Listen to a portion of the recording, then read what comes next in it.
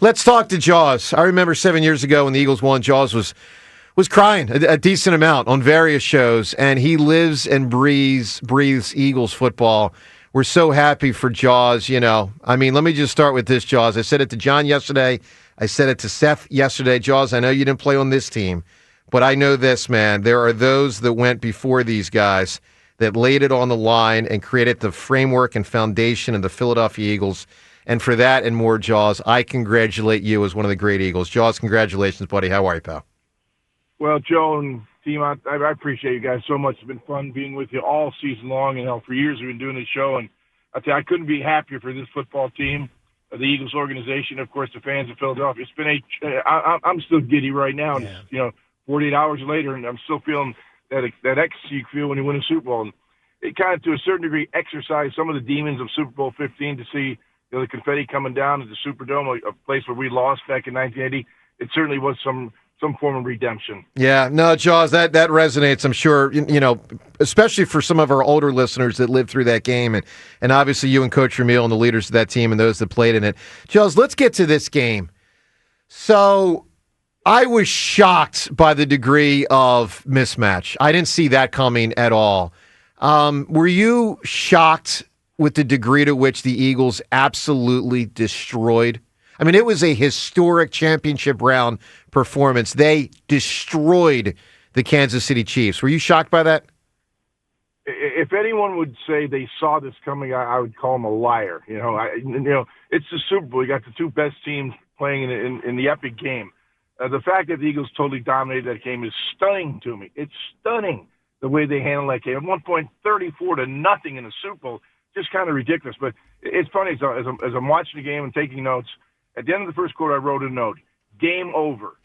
Game over. That's great. First quarter. That's good. First quarter. At the end of the first How quarter, did you know?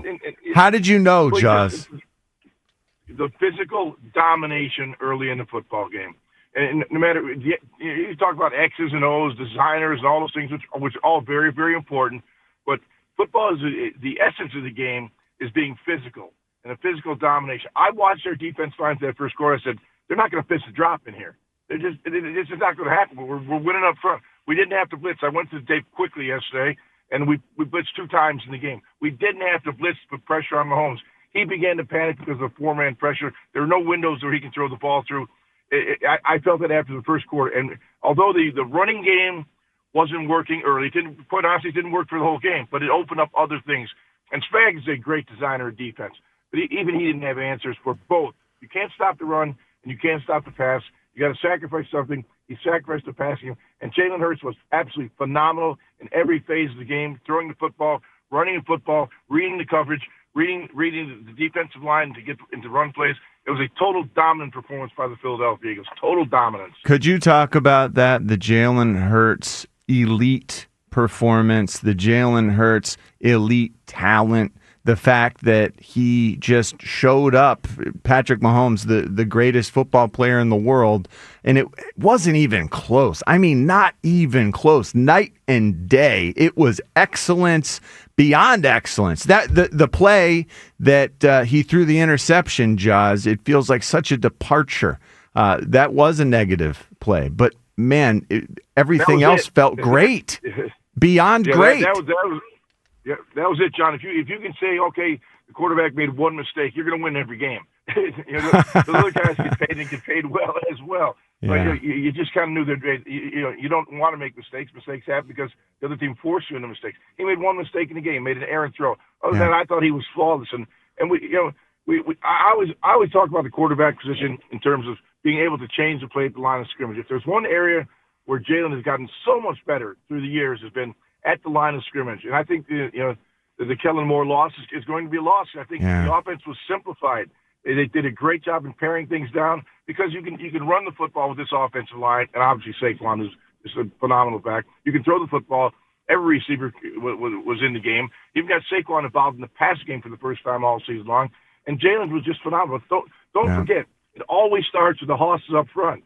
John, you played running back. You couldn't gain a yard unless you knew those guys could block. I was a quarterback. If I was protected, unless those guys are playing great football, hey, we're not going to win the football game.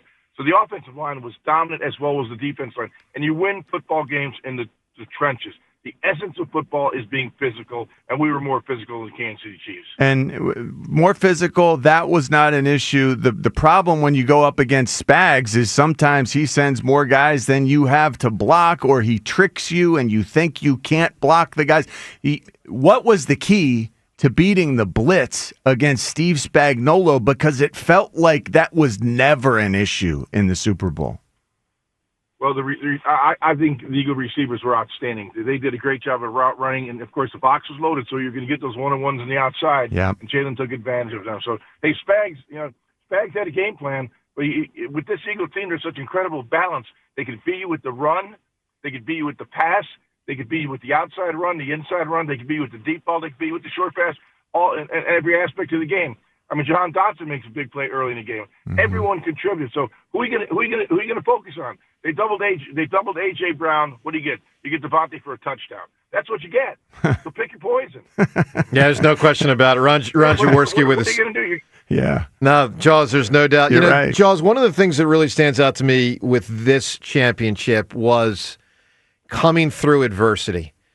Sirianni and Jalen, obviously the hallmarks of that. But the team, when you consider having lost to the Chiefs 2 years ago in the Super Bowl, having had a 1964 Phillies-like collapse last year at the end of the season, I mean, to rebound from all that and win the Super Bowl, Jaws, is, in my opinion, a remarkable achievement of human, what's the word I'm looking for here? Of spirit. Spirit. That is the word. Nice, human Jaws. Spirit, Jaws. If you could talk about that, Jaws. Well, first of all, you got to give some credit to all this to Jeffrey Lurie as the owner of this football team. He's really the tempo setter. I mean, and the guy, everyone in that locker room knows Jeffrey Lurie, how passionate he is about this team. He'll do anything he can do to win. Sometimes, you don't see that in him, but I would say I know him pretty darn well. I know the type of character he has, and he and Howie Roseman were pissed last year after the crushing defeat late in the season in the playoffs and the way the season finished. But they didn't, they faced adversity, and you mentioned that word. This team faced adversity. And how you deal with adversity eventually defines who you are as a person, as a player, and as a team. And they fought through that adversity. They didn't quit and throw in the towel and point fingers. Yeah, they made some changes. I mean, they had to make some changes. When you have a downfall like they had last year, that's what does happen. But they made the changes. They fought the adversity, and look what you get. You get a Super Bowl team. So how you deal with adversity eventually defines who you are as a person and as a football player and as a football team. Jaws, how did we minimize Pat Mahomes' legs? Because at one point it felt like he burned everyone. When games mattered most, he would just take off. He would get those incredibly important first downs when they needed them most. That never happened in this game. He was not a threat on the ground nor through the air. How in the world was that accomplished? Yeah, he became a threat when the score was 34-0. That's right. Yeah. He became a threat. But the first thing I look at when I look at the tape, and I watched Mahomes, I said, he never settled. And the one thing, a quarterback's feet will tell you what his mind is thinking. And early in that game, we got quick pressure on him, and it spooked him. He knew he was going to be in trouble. I don't know why they didn't give Joe Tooney help over there on Josh Sweat. I have no idea to this day why Andy Reid didn't keep it back and keep a tight end over there and give him some help. Because, once Patrick Mahomes got spooked, he was in trouble because his feet never set.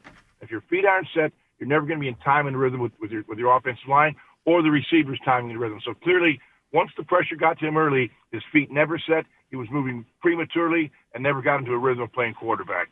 Yeah, that's exactly right. Jaws, Brandon Graham going to join us in just a moment here. So let me say this. I'm not ready to...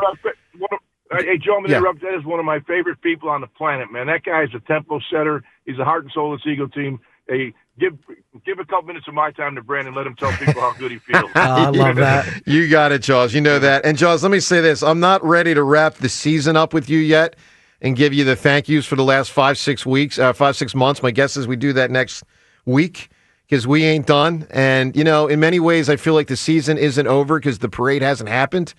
So, get I know you're grand Jaws to the grandkids. I know some of the grandkids are on the younger variety that in many ways this is their first title, even though it was 7 years ago. Some of them won't remember it. So I'm so happy for you, Jaws, and your family, and I look forward to seeing you at the parade, and we will all celebrate on Friday, my man. All right, go Birds. We already got one. Now we want two. There you go. Thanks, Jaws. All right, there he is. The new dynasty. The new dynasty. There it is. Indeed. All right, Jaws. Great stuff, buddy. There he is, Ron Jaworski. Yeah, I'm really planning on, these weekly guests we have, I hope to roll many of them into next week and beyond because how about we just keep going every week until next season? Like, that's what I'm feeling right now. I mean, it's awesome.